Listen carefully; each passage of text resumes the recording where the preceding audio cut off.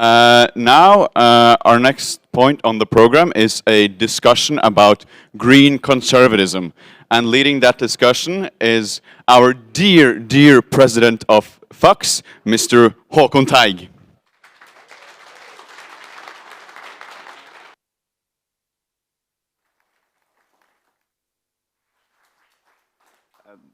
Skal det være med stoler? Stoler.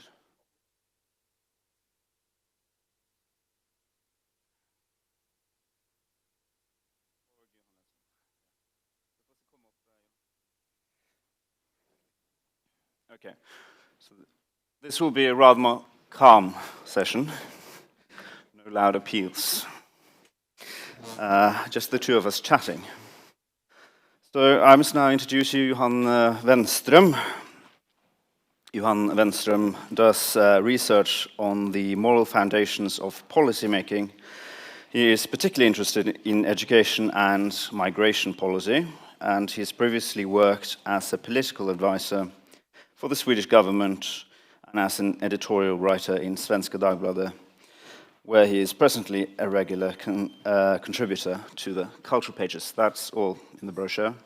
But of course, I should also mention that you knew Srodja well, and that you've written about the subjects we'll now be speaking on extensively, about oikos, about green conservatism, and so on. Now that you've been properly introduced, let's begin. Thank you. Let's begin by defining Scruton's green philosophy, I think. Let's start there. Right. Well, I don't think you can understand Roger Scruton's green philosophy without understanding the concept of oikos, which is obviously Greek for home. And it's a central concept in Roger Scruton's philosophy in general, I would say. And oikos means a place where we feel at home. It's a piece of territory, but it's also the sort of the people who live there, the social relations of the oikos.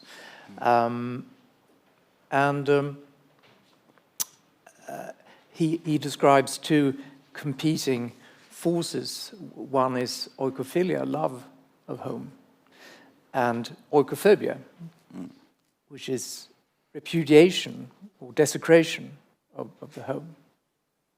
And this is central to his view on the environment, because people's affections are limited. You can't expect people to feel affection for the planet, the atmosphere, the globe. People feel affection for their nation, their city, their village, the Norwegian countryside, the Swedish countryside, or the English countryside. So if you want people to care about the environment and to protect the environment, you have to marshal oikophilia, the love of the concrete, limited place. The leftist environmental movement, as Roger observed, relies to a great extent on the state, political solutions to environmental problems, whereas liberals tend to rely on technical solutions or market solutions, commercial emission rights or technological advancements. But there is something more fundamental that needs to be exploited, and that is, as Roger wrote, the homish nature of man, our love of home, our oikophilia. That is the most basic element of any successful protection of the environment. Yes, it's the motivating factor, isn't it, the oikophilia, which is possibly far more powerful than the leftists' desire for power, or the large corporations' desire for money, I think.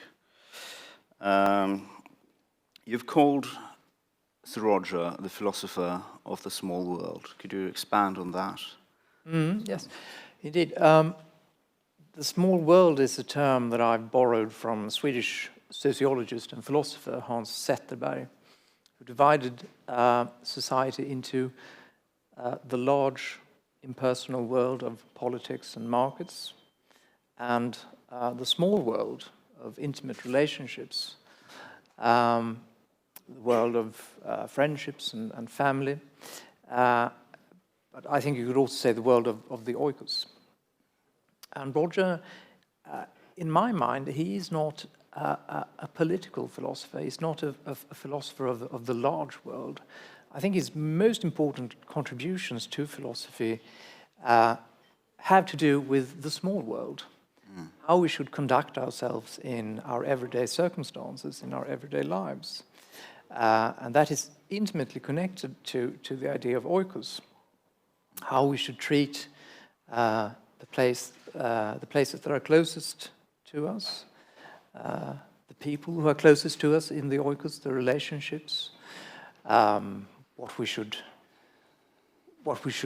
eat, or what we should drink even, and how we should tend to the social relationships that surround us inside the oikos. So it's hard, I would say, to take the philosophy of Roger Scruton and turn it into very concrete policy prescriptions. Perhaps the field of architecture is one exception to this, but in general, I think he can inspire us more in how we conduct our individual lives. But aggregated, this is very important to protecting the environment as well. Yes, so we have, I think in Scruton, a very important idea, and that is that of custodianship. Yes. It's essential in conservatism generally, which you contrasted with ownership or exploitation possibly. But I wouldn't say ownership. I think Roger uses the term stewards. That was stewards of the oikos. It's not a piece of property. That's the central point. It's not something that we own in that, thank you, limited sense. It's more of an inheritance that has been passed down to us from previous generations, and that we take care of in wait for the unborn future generations. This is a very, very Burkean idea. So yes, we're stewards of the environment. That's, of course, something that the left tends to say as well.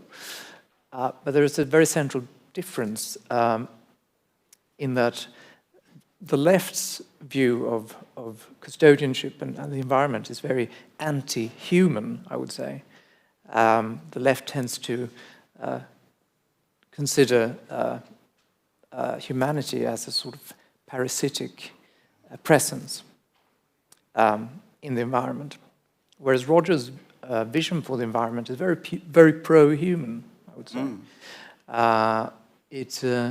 He suggests that you really can't have a flourishing environment without humans who are taking care of it. which is exactly the same as in the field of architecture as well, yes. where the left does tend to, or rather the modern architects tend to treat humans as mere robots, of course. And architecture is extremely important to the concept of oikos and oikophilia. If we're not surrounded with beautiful buildings, harmonious buildings, we don't feel at home in the world. We feel alienated and unsettled instead of settled and harmonious. And of course, you can see this in almost any Western city, that buildings are no longer built with human dimensions. They are reminiscent of spacecrafts, almost, anti-human. And that has serious negative repercussions for our sense of being at home Yes, and again, the motivation is very important here. It's the love of home that motivates us taking care of it as well. And architecture, of course, has other advantages like the sustainable, traditional architecture rather, the sustainable materials used, local materials, and so on, and being built on human scale. And as Roger points out, of course, if it's beautiful, it's also reusable. That is, you will find new purposes for the architecture once you're done with the current purpose, which is the very opposite of modern architecture, I would say. Yes. Art can also be very important to the concept of oikos and our feeling of home. A lot of modern art tends to depict the world as disjointed or shocking or out of shape somehow. I think we saw some examples of this in Mr. Nedrum's presentation earlier. Whereas classical painting, as Roger often argued, tries to elevate the human condition and tries to present the world, even the shocking and terrifying features of the world, in an elevated, forgiving light that makes us feel at home in the world.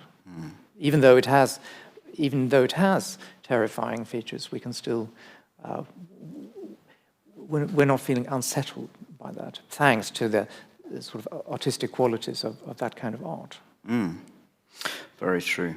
So Scruton lived, just like Eric spoke about earlier, you have to live like you preach, if you like. So he lived a green life in many ways, through both hunting, through wine, his love of wine, as a humble man in the countryside. Where you visited him there? Okay. Yes. Yeah.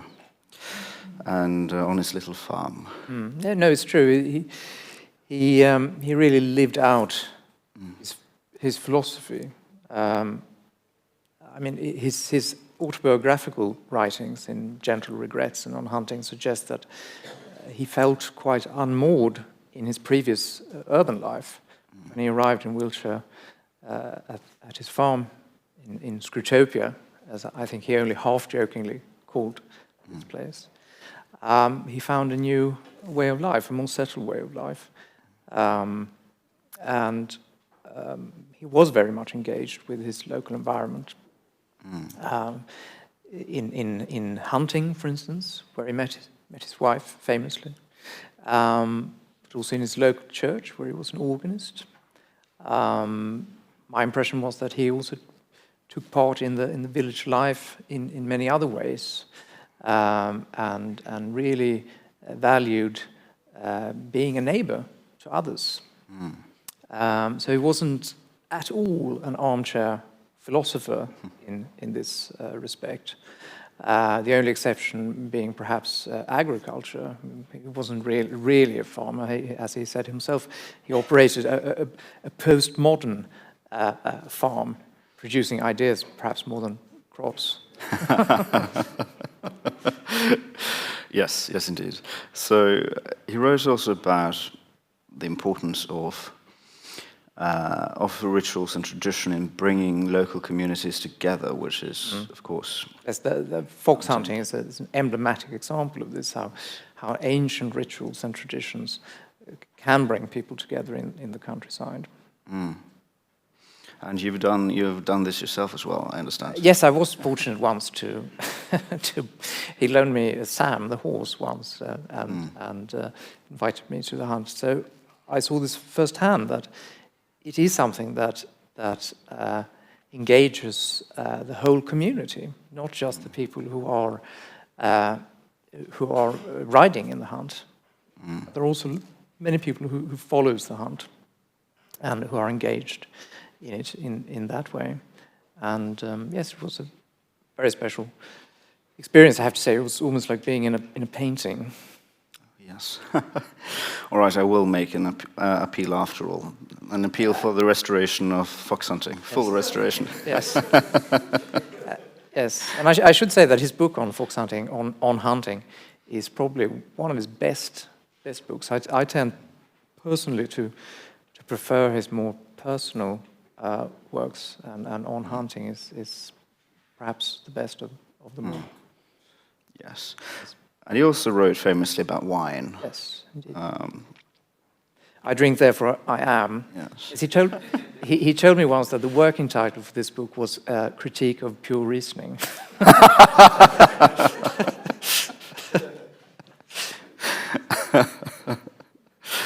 But yes, I mean, he did enjoy wine, obviously, but there was philosophy behind this as well, serious philosophy.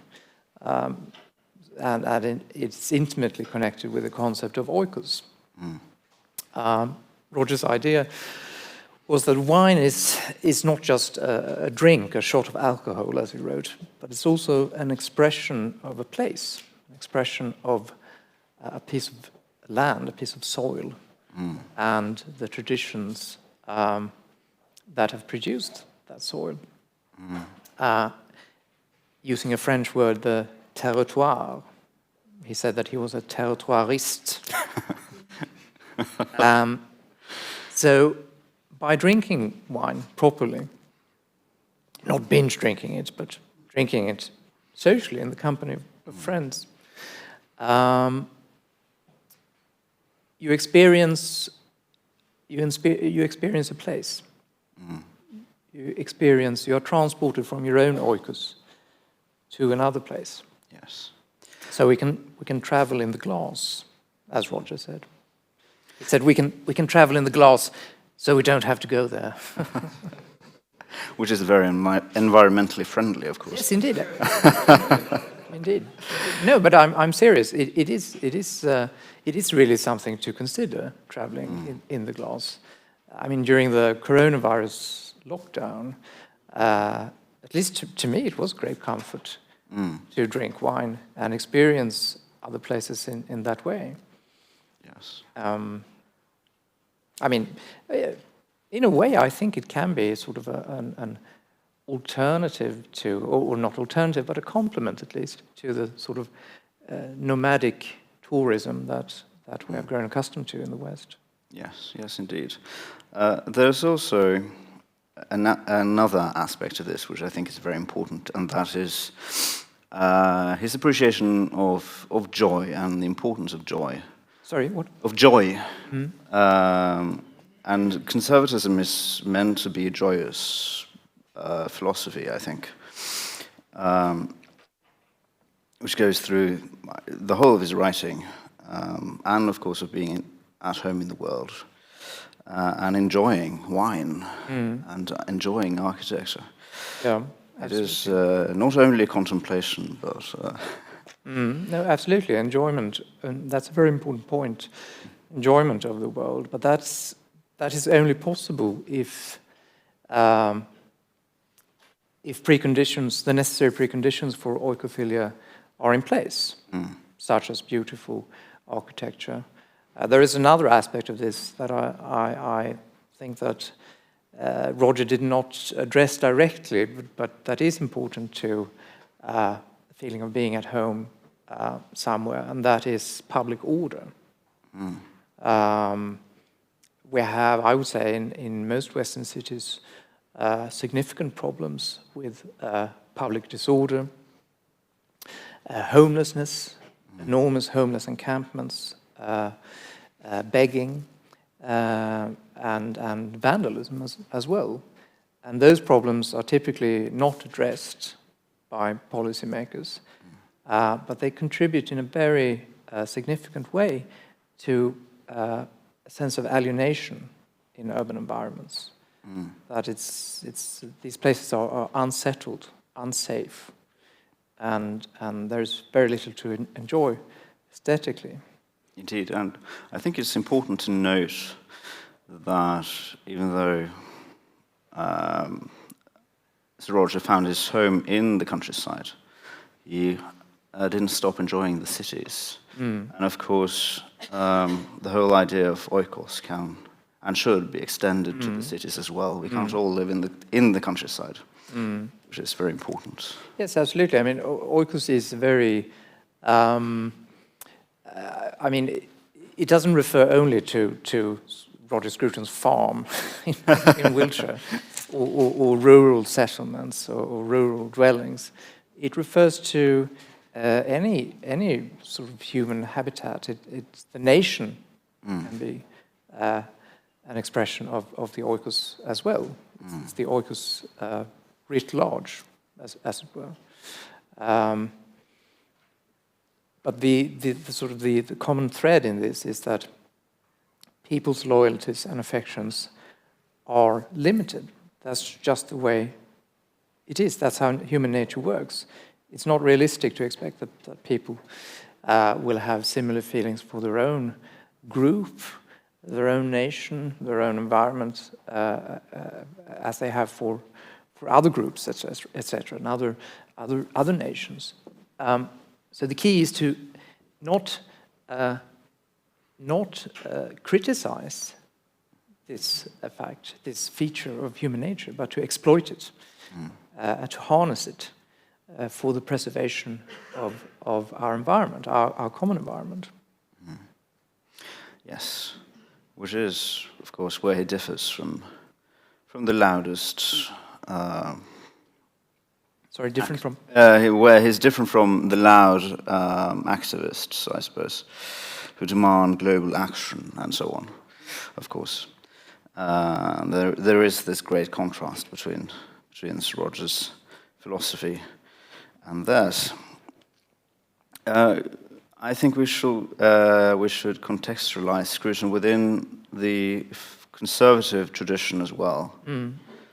Where does he fit, do you think, in the great conservative tradition? I mean, he is obviously very inspired by Edmund Burke and Burke's idea of the generational contract. It's not really, we tend to say contract, but Burke really talks about love, and that was Roger's main point as well, that we should feel affection for previous generations and the dead previous generations and the future unborn generations. And that is why we have to be custodians of the oikos, because we feel affection for those who have passed it on to us and those who we in turn will pass it on to. But I mean, he was a very eclectic, even in some ways eccentric thinker, and his interests were really wide-ranging. It's really hard to summarize his thinking, I would say, and that is a contrast to many thinkers, both on the left and right. It's very unorthodox in that way, I would say. But of course, I think a lot. When I think about Roger, I also think about the German conservative economic philosopher Wilhelm Röpke, who was also very much interested in the local environment and how our immediate surroundings are, intimately connected to human flourishing, human happiness, but also the functioning of the market economy. I mean, Röpke suggested that the market economy needs to be tamed, restricted by culture and local loyalties. And Roger was very much, he agreed with that. He was not a market fundamentalist at all. So yes, there is a strong affinity, I would say, between Röpke and Roger Scruton. Yes.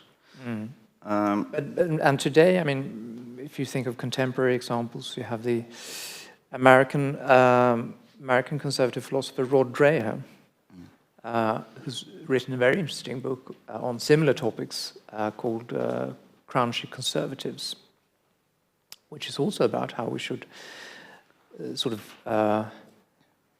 lead a more natural lifestyle, more rooted in our local environments. So how then do you see green conservatism moving forward? Are we going to take up Roger's mantle, like this whole conference is really about that? So I hope you all want to do that. But generally in the conservative movement, and do you think green conservatism, this particular part, will be important moving forwards? Yes, I think it's a very important notion. I mean, I think Green Philosophy's book, Roger Scruton's book, Green Philosophy, is probably one of the most interesting and insightful books that have been written on environmental policy. And I think the idea of oikos as the central motivating force for environmental protection is very important and very true. And probably green conservatism, I think there will be sort of a renaissance for green conservatism in the years ahead. I mean, if you think about what we've just experienced with the COVID lockdowns and the restrictions on travel, I think that have given people new perspectives on travel and how we live generally. And it was revealed also in a very concrete way that the environment is actually harmed by our excessive traveling. It was interesting to see satellite images of the Earth after almost all flights had been grounded, and you could see wildlife returning and the Earth becoming more green again. That was, for me, very arresting, I have to say. And so I think we have to consider how we live in the future, and we have to consider I think the value of nomadic tourism and travel in general. And Roger's ideas can be helpful here. It's also the case that we're now moving into a new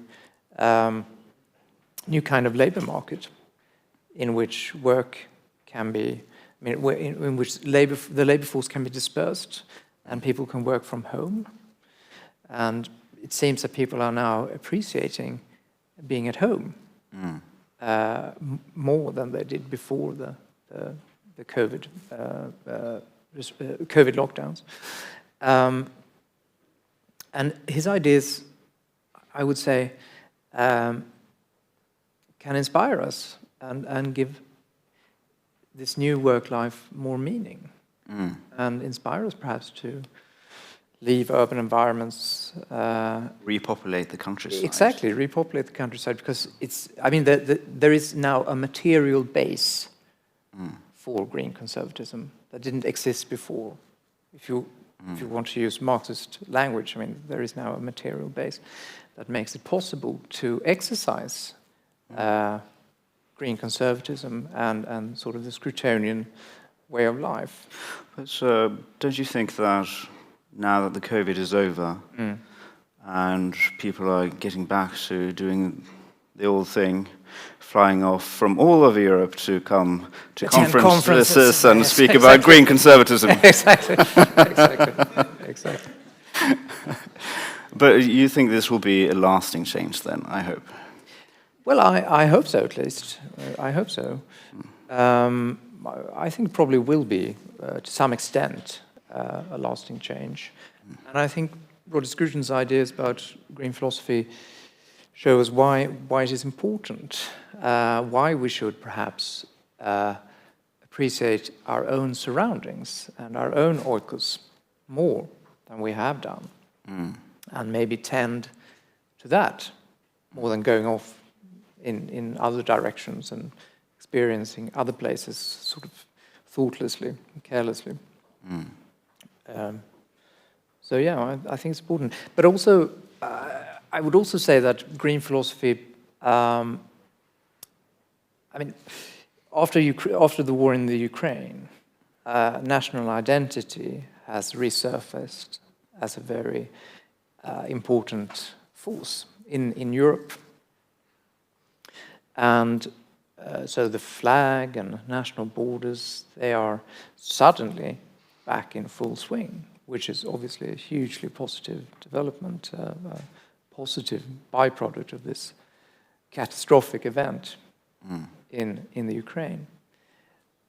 But by extension, I think the resurgence of national identity in Europe could lead to a greater appreciation for our own environment as well. That is central if we are to come to terms with environmental problems, not just climate change, but also more minor problems such as littering, for instance, or other forms of pollution.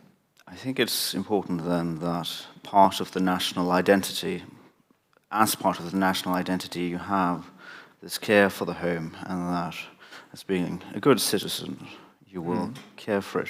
It's also noticeable how important the countryside is to our respective national identities, and also to that of England, of course, where it really is what they're most proud of, I think.